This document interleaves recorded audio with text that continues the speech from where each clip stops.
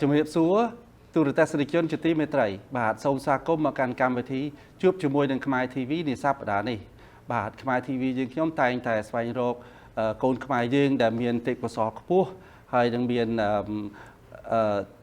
ការហ្វឹកហ្វឺនល្អហើយដែលបានជួយនៅក្នុងសង្គមនៅកន្លែងណាមួយបាទហើយថ្ងៃនេះយើងមានកូនខ្មែរយើងម្នាក់ដែលបានបដូរផ្លាស់ចិត្តគំនិតពីក្មេងមកចាស់ហើយបានបដូរការរស់នៅនឹងការជីវិតរស់នៅបន្តបានល្អហើយថ្ងៃនេះយើងនឹងមានសំណួរខ្លះៗថាតើគាត់បានធ្វើអីខ្លះដែលបានបដូរខ្លួនគាត់តាំងពីអត់មានរហូតទៅដល់បានគ្រួសារគាត់មានជីវភាពរស់នៅបានល្អបាទហើយដូច្នេះសូមកុំបាយអារម្មណ៍ទូតែខ្ញុំមកជួបជាមួយនឹងវ៉ាន់នីជម្រាបសួរវ៉ាន់នីសុខសប្បាយទេជម្រាបសួរសុខសប្បាយសូមជួយវ៉ាន់នីជួយណែនាំខ្លួនឲ្យទូតែយើងស្គាល់ផង ខ្ញុំ Vanny Channel.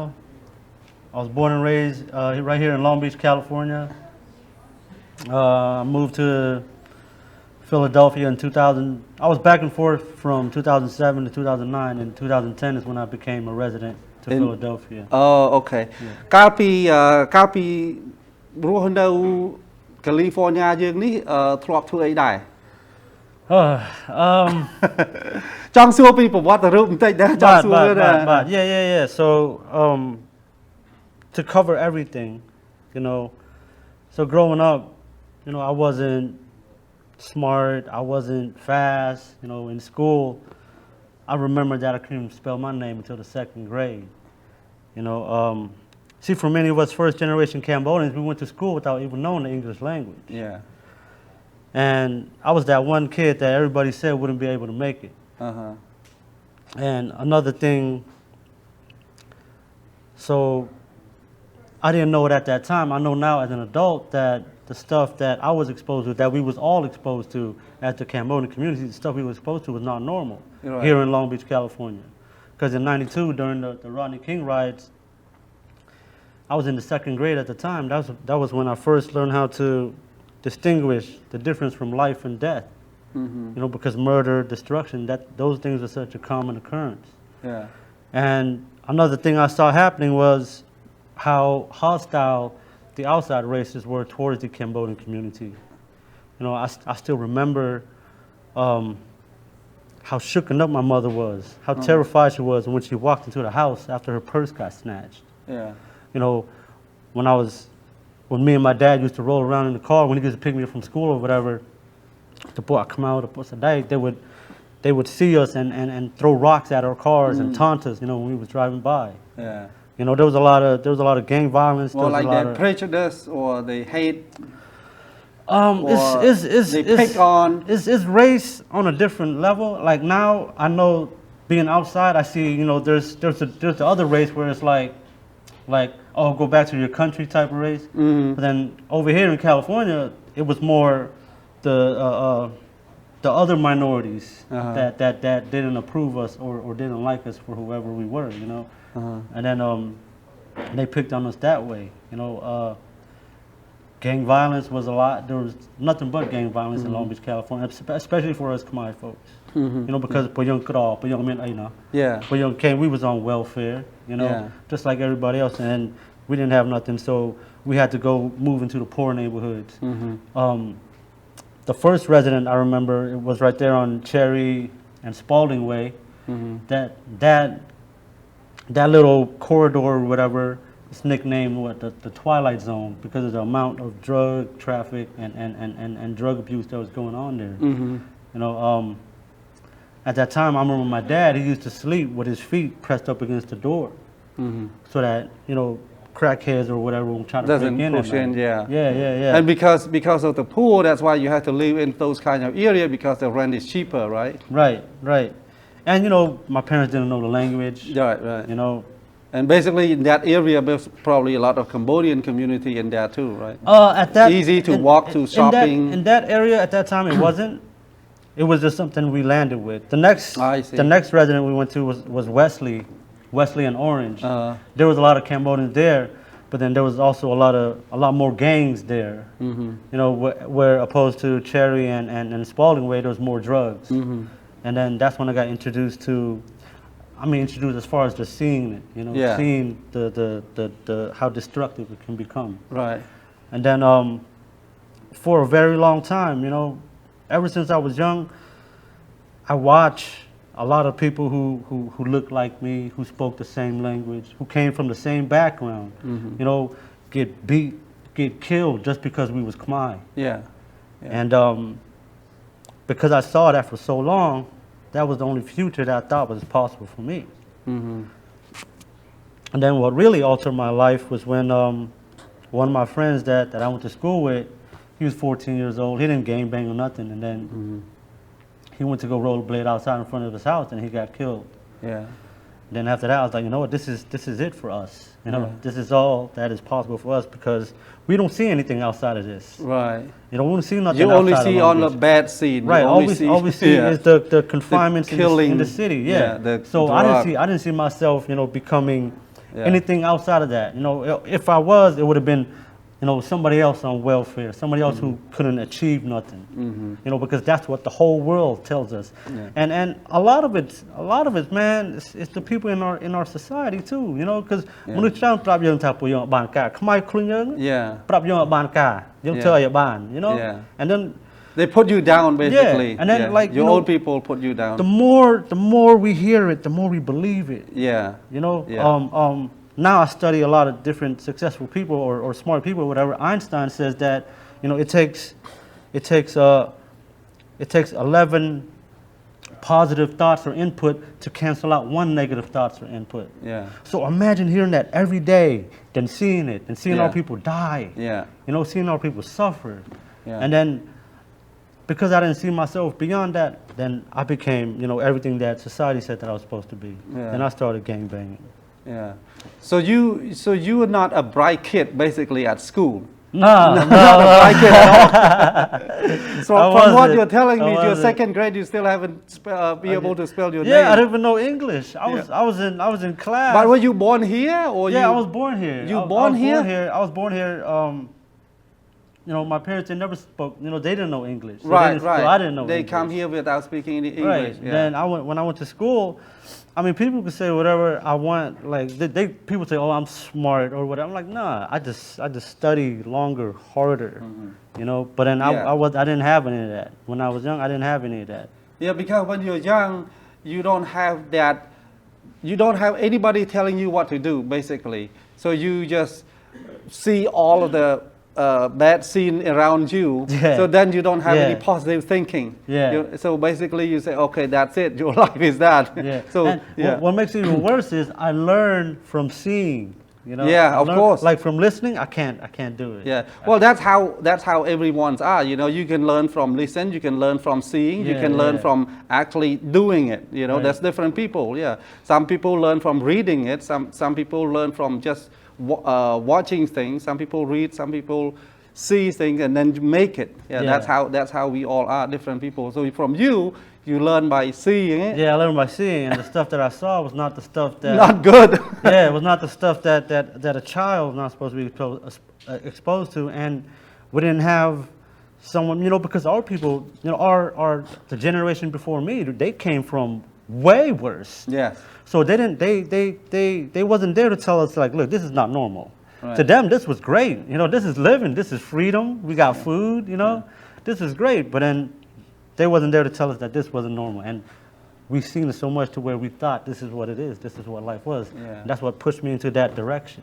Yeah, I think what happened is I can speak from my own perspective because that's where I come from. Also, I coming from the you know Pol Pot regime, which is I'm only like 12, 13 years old at the time, so I already know exactly what's going on over there. See, when a lot of the parents that are here, that come here in the first generations, like your parents, they don't know any English, so they don't know anything good to tell you.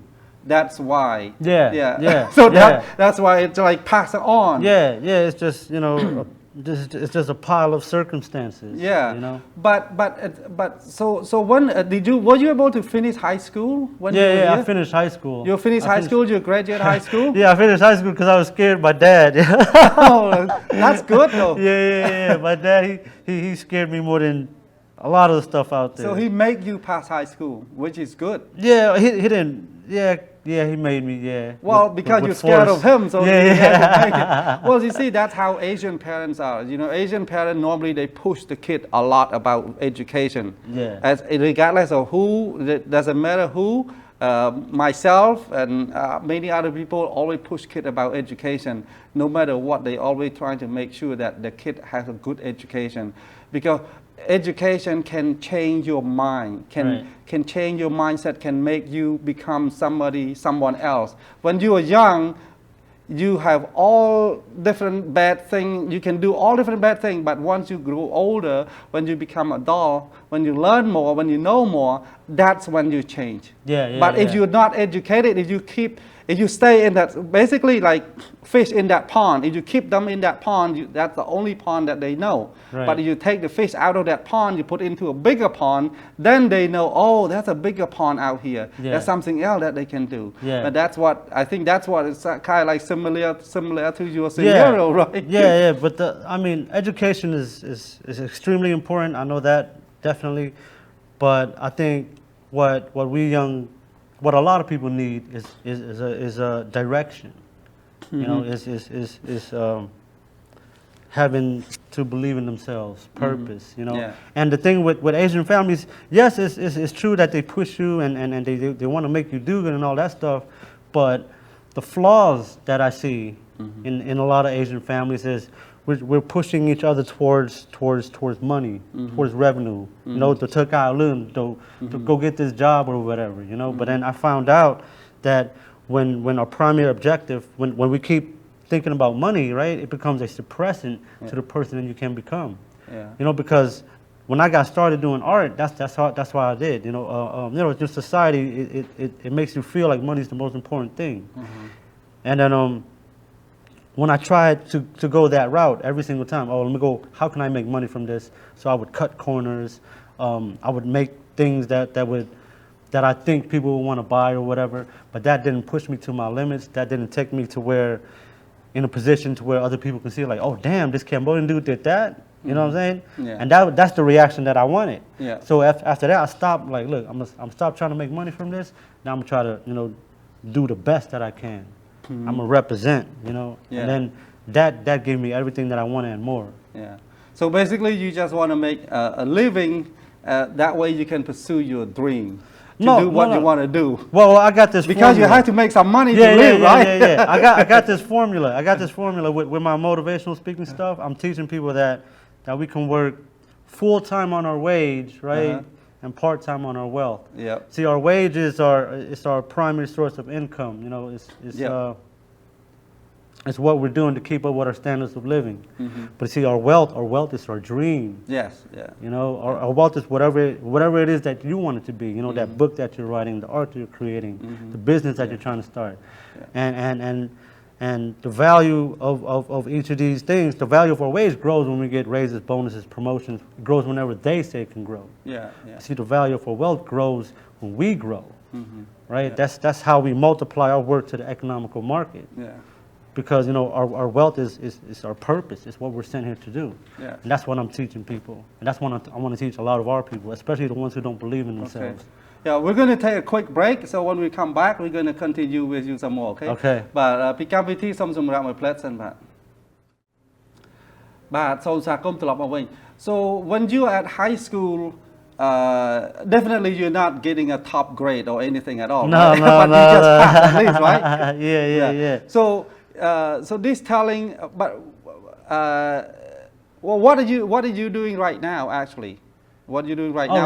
What are you working? Where you work and what you actually do right now?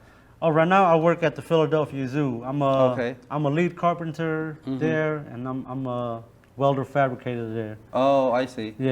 And that's what your full-time job is? That's my full-time job. So I got into carpentry real young because my dad, you know, he took there.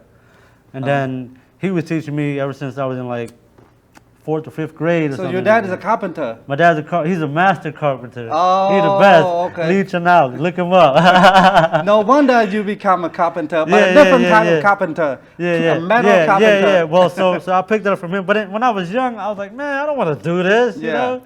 but then, you know, he pounded into me. He pounded into me. Then after I finished high school, you know, lack of direction, and because I wanted to be all kinds of things. When I was young, I wanted to be a writer. I want to be. History was always something that I was into. Astrology was something that I was into, but I didn't become any of those things because I didn't see nobody who looked like me become any of those things. Yeah. So I didn't think it was possible for me. Yeah. So, you know, so I went to carpentry because I see my dad do. I see a lot of people Khmer do it, and okay, I'm like, all right, let me take that route. And I took that route, learned carpentry, and doing carpentry in doing trades in California was tough, you know, because we got a lot of competition. Yeah. So, you know, I did little stuff here and there, not anything notable. And then, you know, a couple years after that, I met my wife.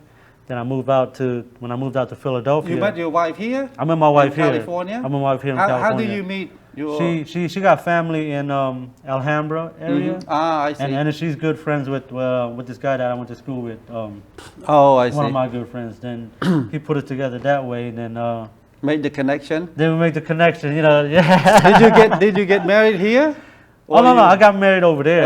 Philadelphia. Yeah, I didn't get. So you moved to Philadelphia. Yeah, we got together. We were together for like 13 years before we got married. Yeah. You know, it was after my first daughter and my second daughter. She was pregnant with my second daughter. Then we got married after that. Yeah. But then, yeah, when I went over there and I got the job at the zoo, I went in as a groundskeeper. You know, sweeping up trash, Right, you know, all right. that stuff. And then there was a position opening up for carpenter, and I applied for that. I see. And then they was like, oh, okay, I'll give you a try, you know. And Yeah. I got that, aced it. I mean, it was. It's easy for you, right? It was easy for me. Because, it was easy for because me. you already know carpenter. No. It was easy for me because I was Khmer. Yeah. You know, because my dad always told me because we're Cambodian, we have to work harder than everybody else. Right. That's the only way for us to stand out. Yeah. And that's what I did. That's something he drilled into me, and I always kept that with me. Yeah. So I aced that, and then welding came along when the welder at the zoo, he retired. Then my supervisor at that time, he asked me if I wanted to learn how to weld. Mm-hmm. And I was like, yeah, sure. You know, learn something new. Because that time I wanted to be the best tradesman I can be. Yeah. So I was like, okay, let me get into welding. Welding was hard. Hardest thing I ever had to do. But the only reason that I kept going with it, you know, because I gave up on a lot of stuff in life. You know, a lot of stuff. When you were young. When I was young, you gave up a lot of stuff. Even Yeah. as an adult, because Yeah. I kept going to the directions that I think that's going to get me more money, or I think that I will please other people and all that Yeah. stuff. But it didn't happen. It didn't happen because, you know, it wasn't something that I cared about. Yeah. But then when I got into welding, I was like, look, man, whatever. Like, if I'm going to conquer anything in life, that this was going to be it.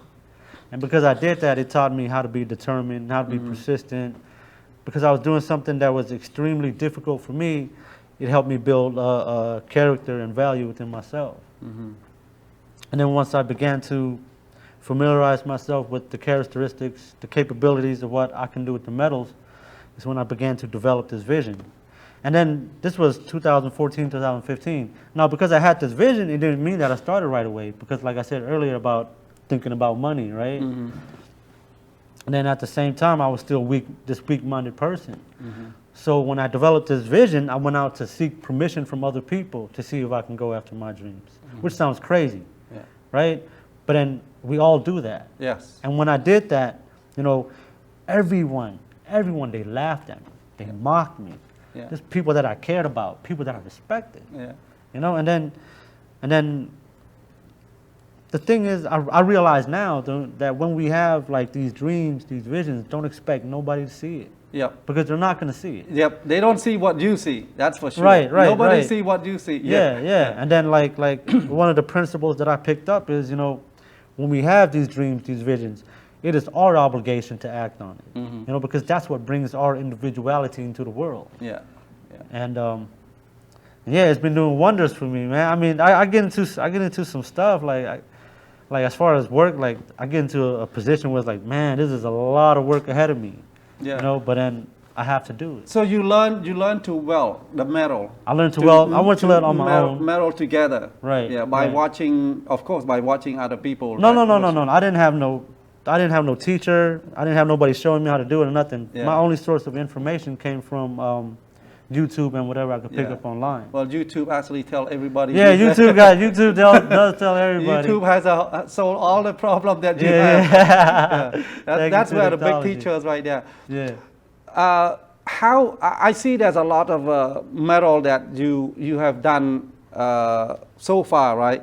Not metal, sculpture. You Right. turn metal, you turn junk metal into sculpture. Yeah. Before, let's say eagle. Okay, before you prepare to do the eagle, do you have to say, you know what?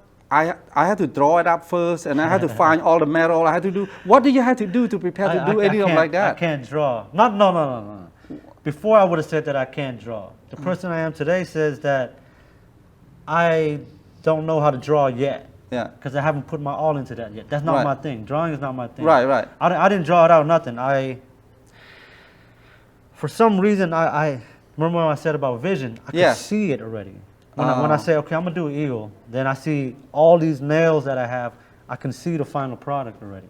Wow. And the final product, I always go for whatever is going to be extremely difficult, extremely hard, something that other people would easily walk away from. Mm-hmm. That's the stuff I walk into. Yeah. But that's what's going to make. Well, you know, John F. Kennedy said that you do it because it's hard, not because it's easy, right? Yeah. Because if it is easy, everyone else will do it. Right. Right? So you do it because it's hard. And also good to have a multiple dream also, or multiple desire, or multiple intention, or multiple what you want. You got to have a lot of goal. You cannot be just one goal. You have to, okay, I want to do this, I want to do that, I want to do that, and then you refine it, and then you will come up to a conclusion, to a final, because you said earlier that you want to do this, you want to do that, you want to do that, but it never go, because sometimes it's not within you until you found something. Right. Yeah. When you keep doing it, if you don't do it, then you're never going to find it. Right. You have to try. You have to do this. You have to do that. You Yeah. have to do that. Once you found something, it lock up, and that's it. That's your passion. That's your dream right there. Right? That's why when a lot of people tell me that I have talent, I totally disregard it. Like, some people might take it as disrespectful or whatever, but then.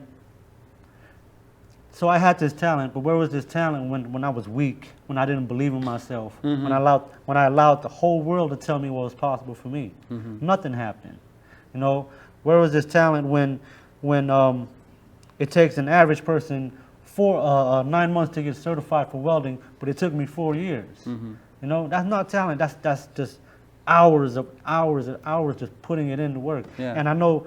So what made me go so hard with it is after I had my first exhibition at this place called Morris Arboretum. It's like this big garden place. They, if you're talking art in Philadelphia, that's where you want to be, right? So when I got in there, one of my friends, Ratana Kim, he's in prison right now. He told me, like, look, man, because of who we are, give it all you've got. You know, give it all you got. You know, you're representing for more than just yourself, just because of your passion for art or whatever it is. You're representing for Cambodian. Then when he told that to me, it got me differently. You know? It made me like, you know what? Yeah, I got to do this. You know, because yes, we do have, you know, Cambodian people that's doing a lot right now. That's making a lot of major waves and moves. But the majority of us are still down in the gutter. Majority of us are still on welfare. Yeah. There's a Khmer homeless community now that was never there before. Right. You know, those are the people that I want to represent for, because I can feel them. You know, I could have been one of them. Yeah. You know. Yeah. And those are the people that I want to speak out to. Yeah. Okay. We're going to take a quick more break, and then we'll come back. We can talk some more. But ពីកម្មវិធីសូមសម្រាប់មួយផ្លែសិនបាទសូមស្វាគមន៍ត្រឡប់មកវិញបាទ so I see there's a lot of sculptures right now on the TV right now. Here we're going to show the customer, or we're going to show the viewer of the sculpture that you've done. So you've done eagle, ខ្មែរយើងគេហៅអីគេ stang ក្ដាន់កដោបកដោបអញ្ចឹង Cadope? Is a big The deer. grasshopper. Oh, grasshopper is praying cadope. mantis, praying mantis. Yeah, that's Praying cadope. mantis. Khmer you have cadope. Yeah. And then you also have butterfly. Yeah, I got the butterfly. Recently you do the butterfly. Yeah, I did that. I started that in January of this year. Yeah. Started that in January of this year. So the story behind that is long, but I'm gonna cut that part out. So I decided to do the leopard lacewing butterfly because when I was looking into bugs, then I was looking into bugs in Khmer and stuff. Then I found this leopard lacewing butterfly, which is very common in Southeast Asia, and in Siem Reap, where my mother grew up. There's this butterfly pavilion that houses these species of butterfly. Mm-hmm. Then I thought, like, damn, you know, and the butterfly pavilion generates revenue for the city. Yeah. So I thought, like, damn, if I do this butterfly, I'm representing for my mom, you know, for you know, paying homage to my mother, and that's why I wanted to do that. The title of the piece is called Metamorphosis because if you were to look at it, you see that I put on planet Earth. Mm-hmm. And I call it metamorphosis because the butterfly goes through these stages of change called metamorphosis so they can facilitate and carry on life. Yeah, yeah. And I put that on planet Earth because I feel that that's what we as humans must continue to do. Yeah, yeah. Because we all evolve, we all change. Right. And well, change happens no matter what. Yep. If we want to go with it, then it'll work in our favor. You know? Then well, everything changes, regardless of what. Right. From everything that's on our planet Earth is changed because of the Earth is moving. The body is changed, the equipment, the tree, everything's changed, and even our mind changed too, right? So when you're young, you have all different kind of mindsets and bad thoughts and everything. But as you grow older, you change, you keep changing, and what you've done, you change from really in a bad situation into, it's like I can see that it's really amazing what you've done here with all of this metal sculpture. So basically you have a good life now with kids and with a wife and the 2 kids and a good job. Plus this is your part-time thing, right? Your metal sculpture. Oh no, this is my life. Your full-time. Your full-time. But you still work, right? Yeah, I you still work. I still work. I say it's my life. It's full-time because my job is only my primary source of income. Right. You know, every day when right now I'm on vacation, so I don't get up as early as I usually would. Yeah. But when I'm at home, I get up at 3 o'clock in the morning.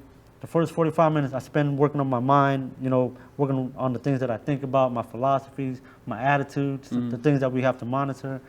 And then I start working on my motivational speaking stuff, where I'm learning new things so I can share with other people, learning new things about myself, learning things about economics, you know, setting goals, personal development. Then I go to work and do my thing, do my 8 hours at work or whatever. I come home, be a father to my kids, husband to my wife.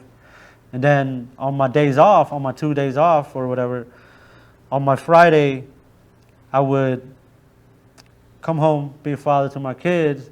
Then right after they go to sleep, I go to the shop and I stay there till like 3 or 4 o'clock in the afternoon. And then my Saturday, well, my Sunday would be the same thing, 3 or 4 o'clock in the afternoon. I try to push in like 15-hour days when I am at the shop. Where did you find those metal? Where did you find those nails and chains and stuff like that? Oh, there's a lot. People throw them away all the time. In the beginning, you just go find in their trash or what? No, in the beginning I used to go and search for it. Then now that I'm getting a lot of attention from different people. They give it to you. Yeah, I got people reaching out to me like, hey man, you want this? You want this? I'm like, all right, yeah. So do you sell the sculpture to the people, to the public, or to the government, or how do you do? What do you do with the big sculpture? My intentions was to sell them in the beginning. See, money, right? Right. My intentions was to sell it in the beginning, but also give them my best. But now I just want to give them my best. I want to complete the first 5 to my animal series because I got the praying mantis, the eagle, the buck. I have the butterfly. My next one is going to be the khmerTV, the wild ox. That's the national animal of Cambodia, so I definitely got to do that. But after I finish my 5, then I want to switch over to doing mythical creatures from Cambodia. The Nagas are one of the things that I want to do. You know, how long does it take to do each one of those? I don't look at that. I don't look at well. But do you ever Yeah. time? Well, start oh doing the yeah. timing? I have time on all of them. The praying mantis took 135 hours. Wow. The eagle took 285 hours. The deer took 220 hours. The butterfly took 310 hours. Wow. But when I go into them, I don't even pay attention how. Yeah, of course you can. Yeah. If you look at 300 hours, you cannot do it because you look too far. You have to take one step at a time, right? Yeah. And a lot of it, I, like a third of the time that I spent is mistakes. Right. You know, I tell people all the time, like, oh, you're good at this. You're good. They keep telling me you're good at doing that. Now I tell them, look, if you were to drop a picture on a piece of paper, as many times as you erased, that's as many times I had to cut, take it off, and do it all over. Yeah. You know, so I think it's determination over talent. Yeah. You know. Well, of course, because if you don't have determination, if you don't have consistent, if you don't have goal, you don't have it. The passion, the goal, the consistency, and the desire to get it done. That has to have in you, because otherwise, I mean, I would think that success is all coming from all hard work. So, you know, you put hard work into it. If you are smart, doesn't matter what you do and you just don't do anything, then it's not. That's nothing going to happen. Right. You know, you just have to put hard work onto it, because you probably know that there's a lot of people out there, the rich, the millionaire, whatever. They all work hard. They cannot. They cannot just make money or become somebody without doing anything. It's all come from hard work. The best part is work hard at something that you care about. Yeah. Something that you love. You want to do it. Like after I do a full day's work at my primary job, when I drive to the shop to go do my stuff, I am psyched. Yeah. I'm surprised, you know, I'm happy, like, yeah, I'm about to do this, you know. And I get there, I put my music, I do, you know, it's all my operation. Yeah. You know, like the stuff that I get on TV, the newspaper, the articles and all that stuff, that's everything that I'm doing. You know, and that's what makes it. That's what makes it feel good. That's what makes it feel special. Do you take those sculptures to the show somewhere? Oh yeah. I've been in quite a few places. You want me to list them all, or? No, that's okay. I mean, just we're gonna put it on, you know, a little bit on TV. Oh yeah. So my latest thing was the sculpture competition that happened in at this place called Tyler Arboretum. It's like another garden place. So the competition was in 4 different states, right? Pennsylvania, New Jersey, Delaware, and Virginia, right? And out of the 4 states, it was 120 applicants, right? And out of the 120 applicants, 12 got picked. And out of the 12, mine was voted the best. You were number 1, right? Mine was voted the best. Wow! Congratulations! So which animal was that? Oh, I had all 3. I had. You put all the 3 in there. I had the mantis, the eagle, and the deer in there. Yeah. But do they actually take it and put it over there, or just still in your house? It's over there. It's over there now. It's over there at their garden right now. Oh, okay. So if people want to see, they have to go through that garden garden go over there to see it. Yeah. So what do you have in the house right now? Right now, I don't have nothing.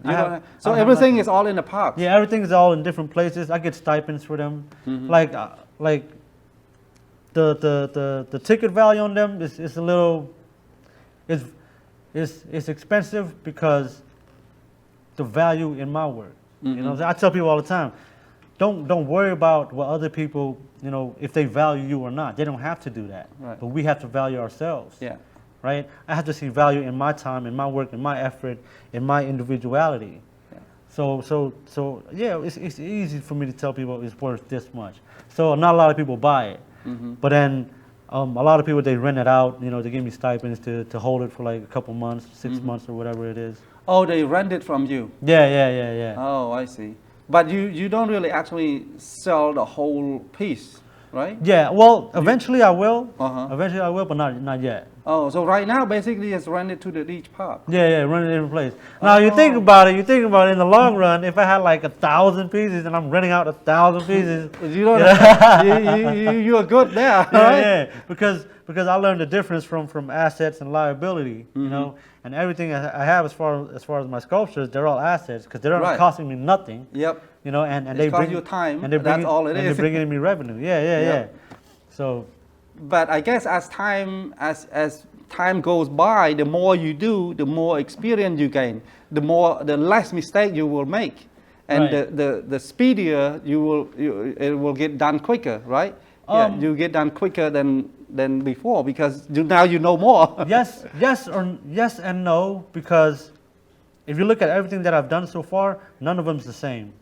Oh, I see. See, like, only easy for you if you do the same thing over and over again. But because you do different, I see. I see a lot of other people who makes that mistakes, because I study other artists a lot, and I see them doing the same thing they did a decade, 2 decades ago. I see them doing the same thing they're doing now. Oh, I see. And I look at, I guess, their position, their status or whatever, and that's not where I want to be. I want to be in the status where I'm world renowned. World renowned. They're gonna know that this Cambodian dude right here did this. All right, that's good. Know that. That's good. We're gonna take a quick break, and then when we come back, we're gonna ask you some more, okay? But ពីកម្មវិធីសូមសម្រាប់មួយផ្លែសិនបា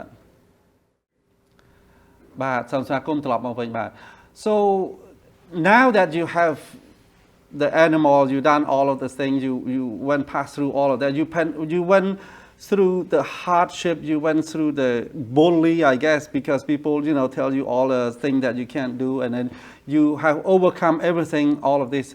So from what you learn, what do you want to tell to the other people out there, or the other younger kid like yours out there, that hey, this is me, this is what I am, and this is what I can do. So what do you want to tell them? What message you want to tell to them?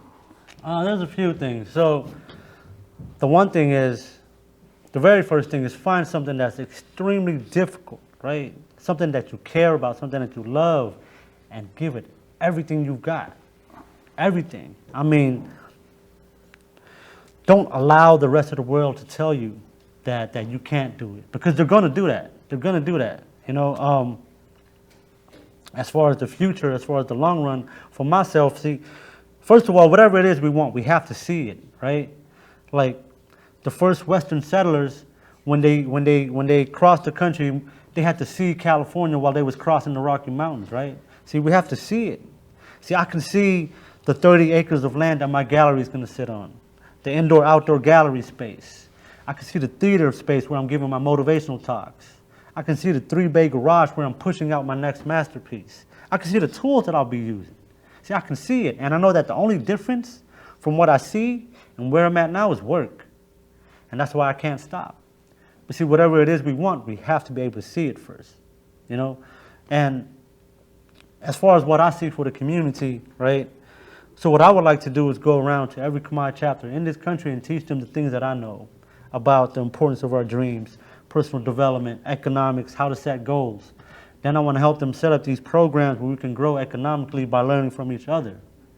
See, look at all the skills that we have in all of our communities right now, right? We got someone like me who's welder, artist, speaker. We got mechanics. We got people who run businesses. We got caterers. See, these are all skills that will make an individual more valuable to the marketplace, right? So if we were to all get together and write down 2 things, the things that we are really knowledgeable about and the things that we really want to learn, and we share that amongst one another.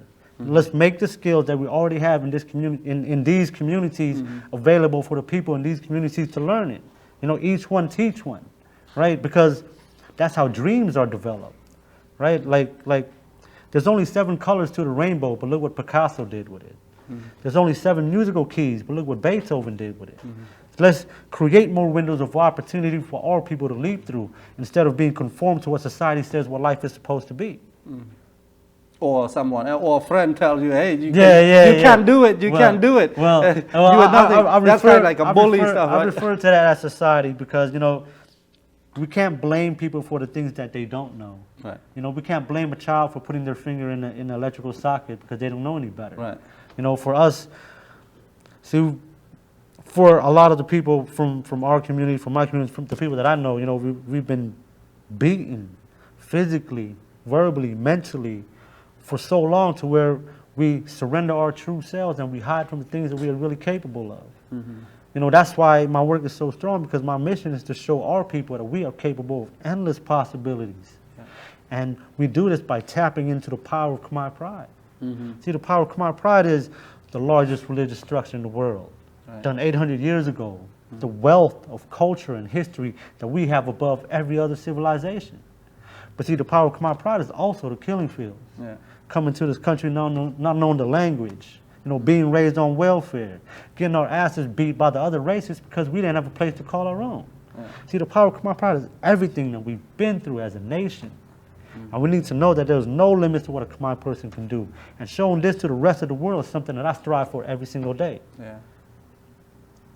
So for a younger generation out there, don't give up, basically. You have to try, have to find your dream and follow through and keep and do and give it 1,000%, not 100%, give it 1,000%. 1,000%. And the best part. And consistency and go to YouTube, watch some motivational video out there. Come watch me, man. I'm telling you, I'm coming to your town. Whatever they want to do, right? I'm coming to your town and I'm gonna teach. I'm gonna teach everybody. I'm gonna teach them the things that I know, and you can pick it up or not. You know what I'm saying? But it's gonna be a lot of hard work. But we all can have it. Yeah. Whatever it is we want, we all can have it. Yeah. And I want to show people that. And the best thing is be who you are. Yeah. Don't be this facade, this other person that, someone thinks that you're supposed to be. Because I see that happening a lot. People get on me like, oh man, why you not wearing a suit and tie, and why you still look the same? Like, because, in the beginning, this was just clothes.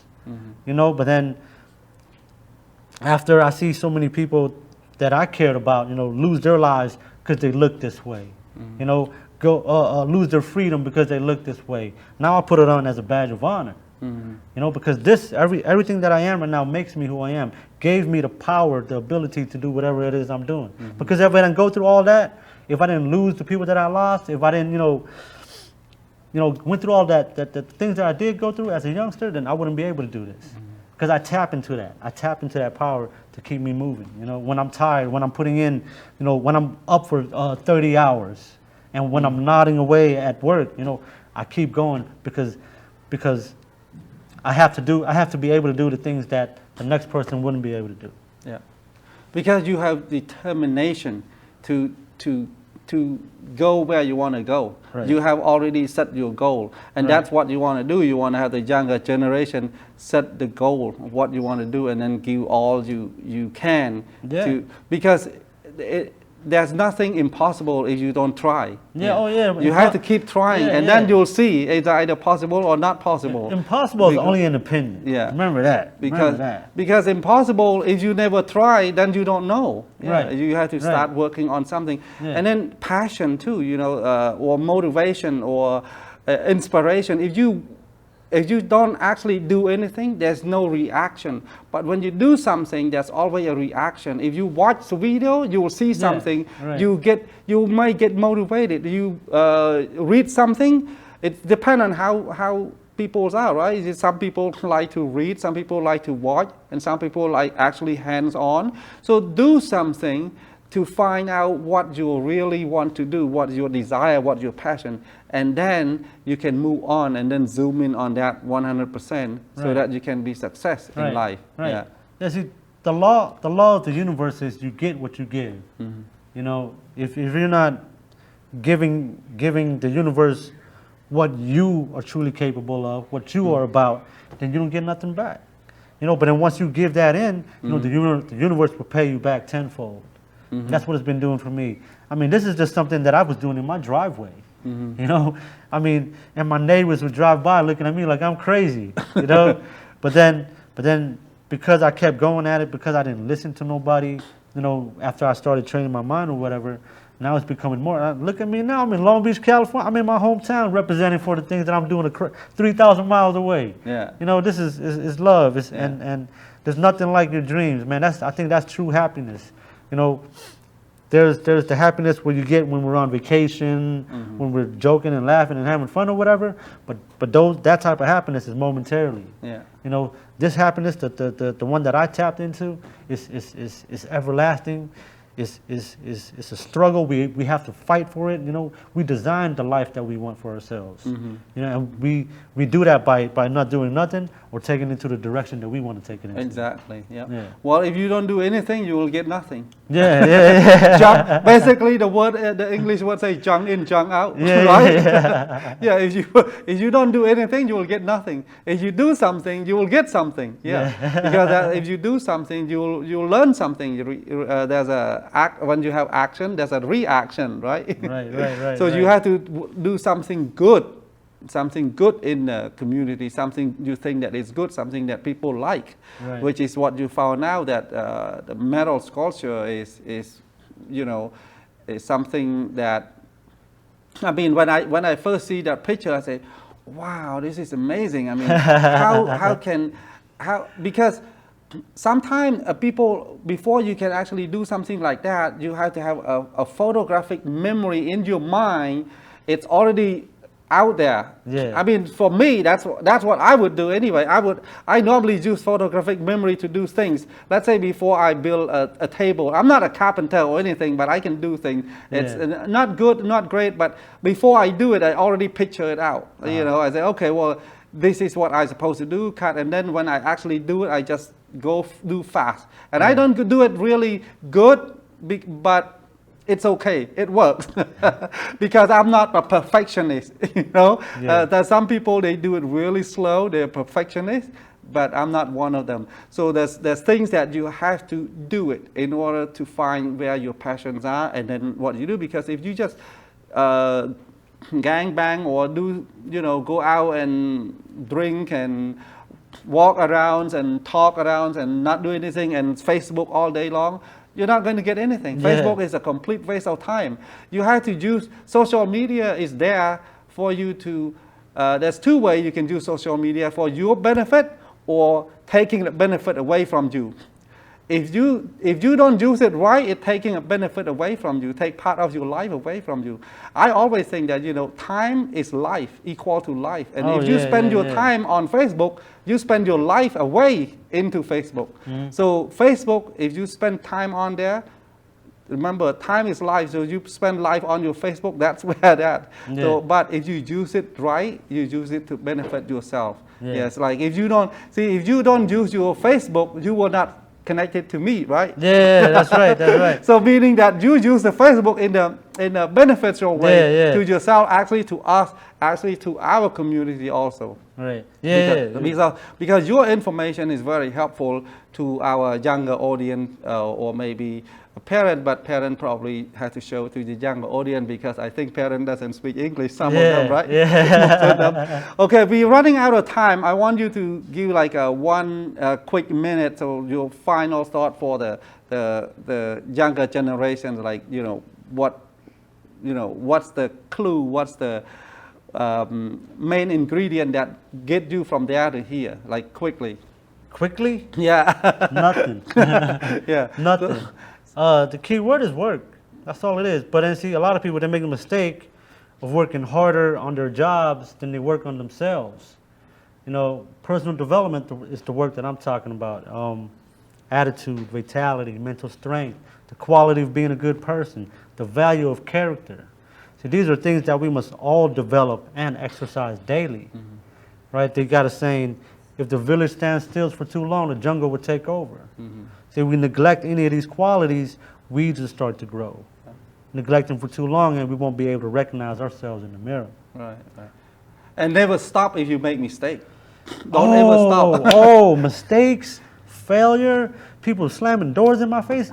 That's my best friend. Yeah, It don't even matter to me no more. Yeah, I mean, I got rejected a couple weeks ago at this place, but then, today, this morning, I got an email from the ALCU trying to see if they could exhibit my work at their next gala in February. Oh, that's good. Yeah. Because people, when they give up when you make mistake, and that's the bad thing. Yeah. Because mistake will happen all the time. And if you don't make mistake, and then you're never going to learn, because that's a lot. Because when you go to school, you learn things at school.